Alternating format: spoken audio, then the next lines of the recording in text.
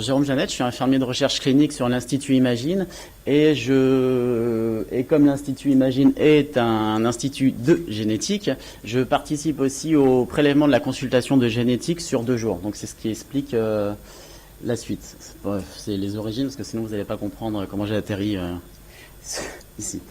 Alors, comment est né le projet, entre guillemets c'est tout d'abord le docteur Rio qui, suite aux consultations avec le professeur Deguerre, qui voit des patients 1 fois par mois, m'a sollicité avec ma collègue. Donc, nous a réunis. Bien sûr, bonne généticienne, elle nous a demandé si on avait des liens de parenté. Elle nous a fait un arbre généalogique. Donc voilà. Et ensuite, elle nous a dit, bah voilà, on a des patients qu'on n'arrive pas à faire prélever ou qu'on a des difficultés à faire prélever, est-ce que vous pouvez réfléchir à un parcours? Donc avec ma collègue, on a réfléchi à un parcours, on lui a exposé le parcours, elle a complètement adhéré. Et donc suite à ça, on a créé donc ce parcours que je vais vous expliquer après, et on a aussi surtout créé conjointement une base de données du patient, enfin d'un item qui regroupe à l'intérieur, donc on a le patient, et dans ce patient, il y a un item médical et un item paramédical. Donc les deux sont conjoints, et c'est de ces données que je vais plus largement vous expliquer qu'est-ce qui en a ressorti en tout cas. Alors quelques chiffres, déjà les patients, on en a de 2 à 19 ans. Dans la base de données, on a actuellement 280 patients, mais je n'ai pas prélevé 280 patients, je vous rassure. J'en ai prélevé à peu près 100 parce que au début, comme tout bon infirmier, j'ai pas trop tracé les patients que je faisais. Donc on en a fait à peu près 100 en 2016, sachant qu'on a commencé à peu près en milieu 2016. À l'heure actuelle, en 2017, on a prélevé 20 patients, dont 2 échecs actuels. Le nombre de tubes, et ce qui aussi pose souci, c'est qu'il y en a minimum 8, puisqu'on est dans du cadre diagnostique et on ne sait pas ce qu'ont vos patients, donc on cherche un peu partout. Donc il y a beaucoup de tubes à prélever. Nous sommes actuellement 2, donc avant j'étais avec une collègue qui est partie, maintenant je suis avec mon deuxième collègue, donc Pierre Alexis Bessarovic. Je mets les photos parce que je pense qu'on a beaucoup de personnes par mail ou par téléphone, mais avoir un visage c'est pas mal aussi. Un troisième ça serait pas mal, j'en profite puisque j'ai mes 2 directeurs qui sont là, donc je lance une petite perche. Donc voilà, donc qu'est-ce qu'on a fait surtout ressortir et qui, je pense, en tout cas pour nous, est primordial et qui pose souci sur les prélèvements. La première chose qui est hyper compliquée, c'est le temps. Ça, c'est clair et net. Le temps est un gros problème à l'hôpital. C'est la chose qui est la plus gratuite, mais alors à l'hôpital, c'est une vraie galère. Dès que vous parlez à quelqu'un ou à un collègue, c'est j'ai pas le temps. Vous appelez des gens, c'est j'ai pas le temps. C'est le truc qui revient à chaque fois. Donc, qu'est-ce que nous, par rapport à ces patients, on a fait? Donc, en fait, on est parti du principe avec notre collègue qu'on ne pouvait pas laisser ces patients dans le flux classique des prélèvements. À l'heure actuelle, à Necker, il y a un centre de prélèvement. Ce centre de prélèvement regroupe 5 infirmières qui sont là toute la semaine, qui gèrent 19 000 patients par an.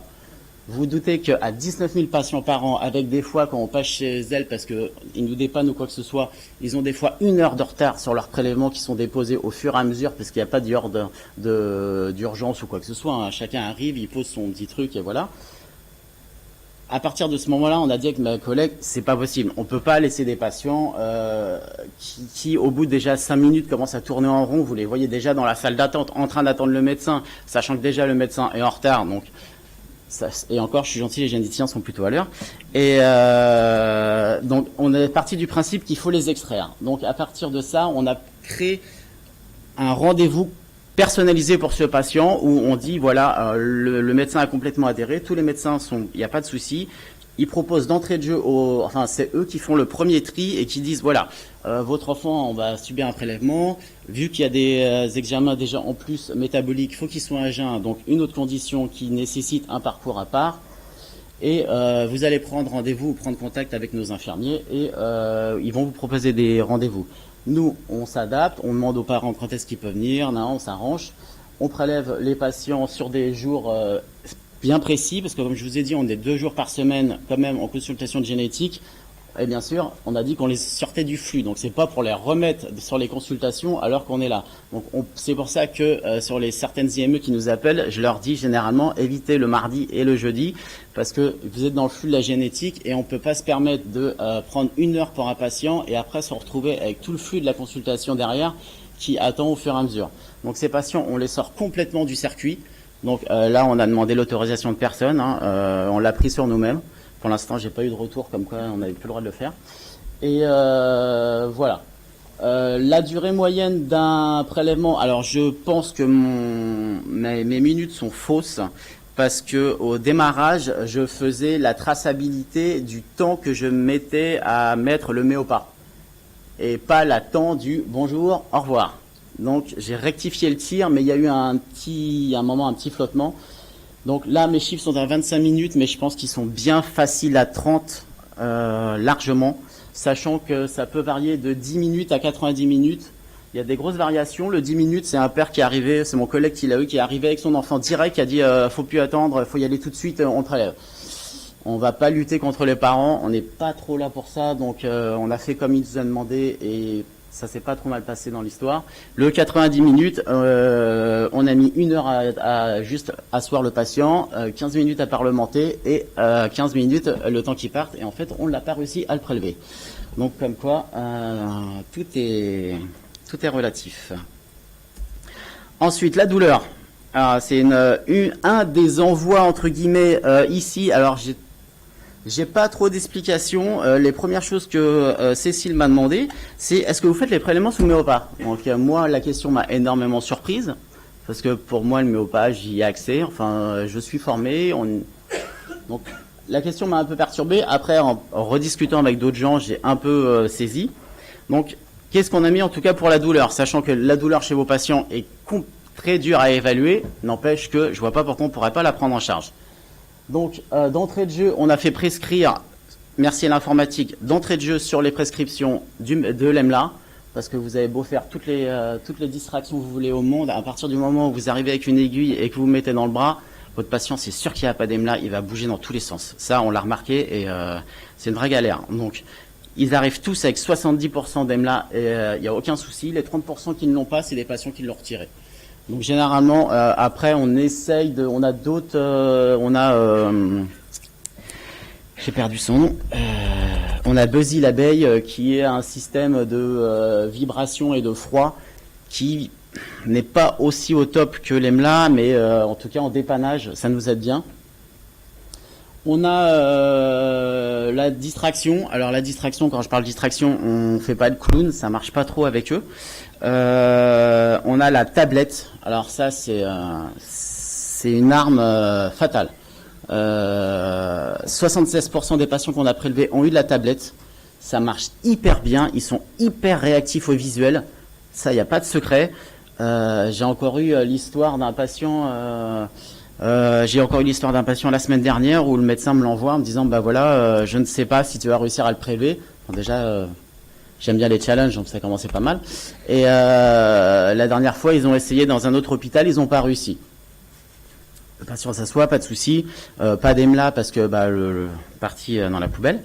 Et il s'assoit avec sa mère, pas de souci, super calme. Donc j'étais un peu en porte-à-faux. Le patient s'assoit, tout ça. Bon, bien sûr, il reste pas trop en place. Et là, je propose à la mère, est-ce que vous voulez qu'on utilise la tablette? Est-ce qu'il aime bien regarder les dessins animés, quoi que ce soit? Donc, on a eu de la chance, on a réussi à avoir les codes Wi-Fi, donc on a réussi à avoir YouTube et passer des dessins animés. Donc, je lui propose la tablette. Et écoutez, le patient a été scotché sur la tablette. J'ai réussi à faire le prélèvement sans EMLA, sans rien du tout. J'ai été voir le médecin après. Je lui dis, écoute, je comprends pas ce qui s'est passé. L'histoire est assez effarante. Je referai un autre topo après, derrière. Où en fait l'enfant était hospitalisé dans un hôpital parisien autre que Necker. Je dis pas que tout à Necker est joli, loin de là. Et hospitalisé, et en fait le patient devait subir un prélèvement. Ils sont arrivés à 7 pour le prélever, ils n'ont pas réussi. J'ai du mal à cautionner, donc je comprends pas certaines choses. Donc voilà, je pense que vous avez sûrement plus de pistes que moi là-dessus. Et ensuite le méopa. Alors la grande question du méopa, c'est oui, le méopa, ça marche. Ça, c'est clair. Un patient sur deux l'a bénéficié. on a réussi, tous les patients qu'on a fait sous Méopa ont tous fonctionné nickel, sauf un jusqu'à hier matin où j'étais en train de prélever un de vos patients. Merci Sophie d'avoir faussé mes statistiques. Je mets quand même un bémol sur le Méopa. Alors déjà, quand on arrive à le mettre, c'est bien, parce que l'une des problématiques, c'est de leur mettre le masque. Donc on arrive, on leur met on propose toujours systématiquement le masque, on essaye de le poser ou au moins le proposer. Bon, il y a beaucoup de masques de Méopa qu'on volait dans le box de soins, ça c'est clair. Mais en tout cas, on essaye. Les plusieurs difficultés, c'est le temps de pause. Vos patients sont hyper résistants au Méopa. C'est un truc de fou. Sur des patients lambda, entre guillemets, je mets toujours ça entre guillemets, le Méopa, il agit au bout de 5 minutes. Là, il faut 10 minutes, un quart d'heure. Hier, c'était une demi-heure, tout ça pour en fait, le Méopa n'a pas réussi. Une fois, on a fait un patient 3 quarts d'heure, tout ça enfin, des trucs super impressionnants. Et au final, des fois, sur la patiente d'hier qu'on n'a pas réussi on a réussi à la prélever. Et au final, à la fin, avec mon collègue, on s'est posé la question, est-ce qu'on n'a pas été plus délétère, en fait, à essayer de lui maintenir le masque ou essayer de lui mettre le Méopa que de la laisser gérer son truc tout seul. Et voilà. Et finalement, c'est ce qui s'est passé. Au bout d'un moment, parce qu'on commence à avoir un peu l'habitude, on laisse tomber le Méopa, ça va pas agir, on le voit tout de suite. On a laissé le Méopa. À partir du moment où on a enlevé le masque, et finalement, ça s'est super bien passé. Donc, on s'est fait un peu biaiser sur nos pratiques. Donc, au moins, ça nous sert d'expérience. L'âge des patients, alors on a deux types de patients. On a les patients du docteur Rio qui sont internes, entre guillemets, à Necker, et dont la moyenne est 4-6 ans. Donc là, c'est super facile de faire du Méopa, ils sont moins résistants. Et il y a les patients des IME qui sont dans du 14-15 ans. Ceux que j'ai eu, je ne sais pas si vous les sélectionnez, c'est tous des 1m90, 100 kg. Donc j'ai des fois un peu de mal. Donc effectivement, c'est plus facile sur les petits parce qu'on arrive à leur maintenir le masque et ça marche plus vite. C'est plus dur chez les grands parce que, et d'une, il y a surtout, je pense, l'expérience. Méopa, on va chez le dentiste, Méopa, on va chez... Enfin, au bout d'un moment, ils savent que le Méopa s'est assimilé à quelque chose, quoi. Et là, c'était flagrant hier, quoi. La mère nous a dit, mais vous savez, à chaque fois qu'on lui met le Méopa, il y a un soin derrière. Elle fait, bah ouais, effectivement, à chaque fois qu'on utilise le Méopa, il y a un soin derrière. Donc, à un moment donné, voilà. Donc, le Méopa, oui, mais à réfléchir. Enfin, il y a des moments, c'est à réfléchir. Après, les prescriptions sont faites et alors là-dessus on est chanceux, c'est que Cécile a paré la chose en mettant d'entrée de jeu prescription sous Méopa qui est cochée et en fait c'est nous qui voyons au feeling si on peut faire du Méopa ou pas du Méopa. Alors j'ai fait un petit bref sur la contention, je ne suis absolument pas rentré dans ce débat-là, surtout pas avec vous parce que là je suis super mal placé. J'aime bien faire ce petit rappel uniquement sur prescription médicale parce que bon, j'ai fait 6 ans de réanimation et je pense que les anesthésistes sont super pas au taquet sur les prescriptions de contention, mais bon, chacun son truc, hein, c'est pas ça. La contention, où ça commence, c'est toujours la grande question. Alors oui, on en fait, c'est clair. À partir du moment où vous êtes obligé de maintenir un bras parce que vous savez qu'à un moment ça va vriller et que oui, on tient le bras, effectivement. On n'a jamais, jusqu'à l'heure actuelle, jamais tenu un patient pour faire un prélèvement. Ça, c'est clair. Je pense que les gens qui accompagnent peuvent en témoigner. Et de toute façon, on part du principe qu'il en est hors de question et qu'en plus, on a pour l'instant de la chance, entre guillemets, que nos médecins adhèrent complètement. J'ai eu le cas avec un trio de Monsieur Munich où un des jumeaux était impossible à prélever. Il a dit, on laisse tomber, on passe aux autres. Très bien. J'ai les mêmes cas avec le docteur Rio où c'est pas grave, on fera une prochaine fois, ils reviendront, on recommencera une prochaine fois. Il n'y a jamais eu d'essai. Alors je sais que c'est très frustrant pour certains parce qu'ils viennent pour avoir un diagnostic. Je sais que derrière il y a de la grosse pression des parents parce que je comprends que les parents veulent mettre des mots sur quelque chose et ça je conçois, mais être délétère pour avoir quelque chose, on cautionne pas du tout.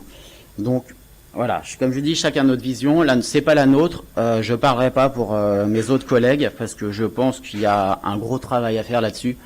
Parce que ayant fait de l'hospice et ayant eu ce type de population, à partir du moment où vous claquez une étiquette autisme, déjà vous rentrez dans la chambre avec une autre vision.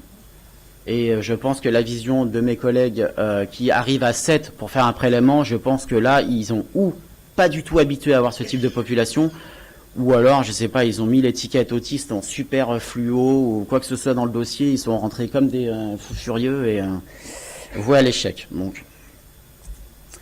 Alors l'avenir. À l'heure actuelle, on est dans un petit box. J'aimerais parce que ça prend quand même une part assez. Ça commence à bien marcher. Ça commence à bien marcher entre guillemets. On commence à bien tracer nos patients. Et je me suis mis dans le fil. Donc voilà. J'aimerais faire des travaux dans le box pour essayer d'avoir un lieu complètement adapté à ces patients. Alors après. Pour l'instant, j'en suis vraiment qu'à l'ébauche parce que je me heurte. Alors effectivement, il y a des sous à l'hôpital.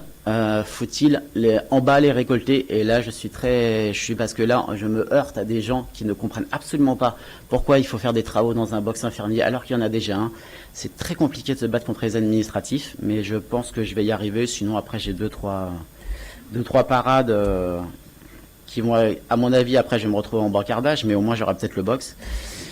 Donc il y a quelque chose d'adapté, plus grand, plus moderne, avec au moins, au lieu d'avoir une tablette, au moins avoir un écran qui puisse passer du visuel des dessins animés parce qu'ils sont hyper réceptifs, enfin plein de choses.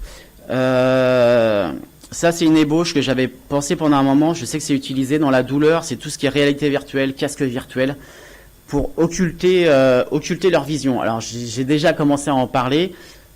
Il y en a qui me disent ouais c'est très bien, il n'y a pas de souci, et puis il y en a d'autres effectivement comme le masque de Méopa, faut-il réussir à leur mettre quelque chose sur les yeux?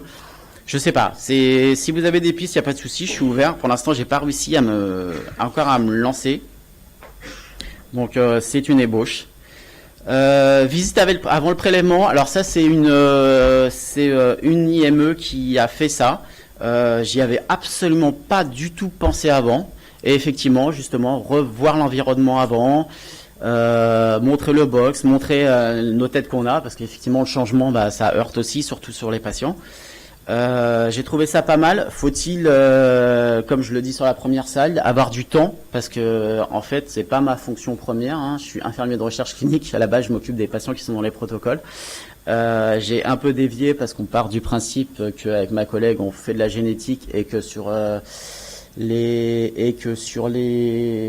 tous les 1900 patients qu'on a fait au prélèvement, on a réussi à extraire des données et on sait qu'il y a à peu près 15% de patients qui passent dans des laboratoires de recherche. Donc on restera là-dessus et on continuera à le faire et on continuera, je pense, aussi cette discipline parce que c'est quelque chose qui plaît et qui, heureusement, plaît aussi à mon collègue parce que j'ai changé de collègue entre-temps et heureusement qu'il adhère au programme parce que sinon j'étais un peu coincé. Le développement en partenariat ville-hôpital, alors ça c'est un grand mot commun à tout le monde. Rentrer à l'hôpital c'est super compliqué. Je le vois moi-même, hein, même nous en étant dedans, déjà c'est compliqué. Bon, alors de l'extérieur c'est super compliqué. Personnellement ça se passe super bien avec mes collègues, donc pour ça je remercie Lou, Naïs, Florian, Sophie. Il n'y a aucun souci, on arrive à communiquer, à parler, ça se passe hyper bien. Donc ça c'est le box, j'ai fini, il reste une slide. Ça c'est le box, donc voilà. Donc effectivement il est super petit, c'est pour ça que je voudrais faire des travaux. Et donc la conclusion, on n'est pas des super IDE ou des prélèveurs de l'extrême, comme certains s'amusent à le dire. On met juste à profit tous les moyens qui existent pour un seul patient. Voilà. Nous avons la possibilité de nous adapter, ce qui est super compliqué à l'hôpital, hein, parce que maintenant où vous avez surtout à Necker où c'est des trucs hyper méga spécifiques. Vous avez le machin pour la pathologie, un tel avec. Voilà, nous on s'adapte par terre, enfin on s'adapte partout, je veux dire. Non, mais j'enchaînais ensuite après où j'ai mon collègue hier ou avant-hier, je sais plus, qui a fini par terre avec un patient pour finir le prélèvement. On en est là, quoi. C'est tout. Sauf que vous allez à un équerre avec des cadres hygiénistes, des machins, des trucs où il faut mettre des gants, des blouses. Voilà. Enfin, et expliquer ça, c'est très compliqué. Donc, on passe au-dessus, on s'en fiche. On prend le temps. Faut faire preuve de patience. Alors ça, c'est l'arme aussi redoutable. Hein. C'est sûr qu'en pédiatrie, il faut faire preuve de patience. Je pense qu'il y en a qui ont devrait y réfléchir aussi. Et nous travaillons aussi sur nos erreurs, ou en tout cas sur nos échecs, pour remédier justement à cela. Nous écoutons aussi les parents et les patients, surtout les parents. Je pense qu'en pédiatrie, c'est quelque chose qui est indéniable et qui est souvent oublié parce qu'on a l'impression qu'on est professionnel et qu'on sait tout. C'est archi faux, enfin, c'est mon point de vue. Et comme je sais que vous êtes des accros des acronymes, donc celui-là, il est très facile à trouver, hein, le TED. Donc le temps, l'environnement, la distraction et la douleur. Je vous remercie à tous.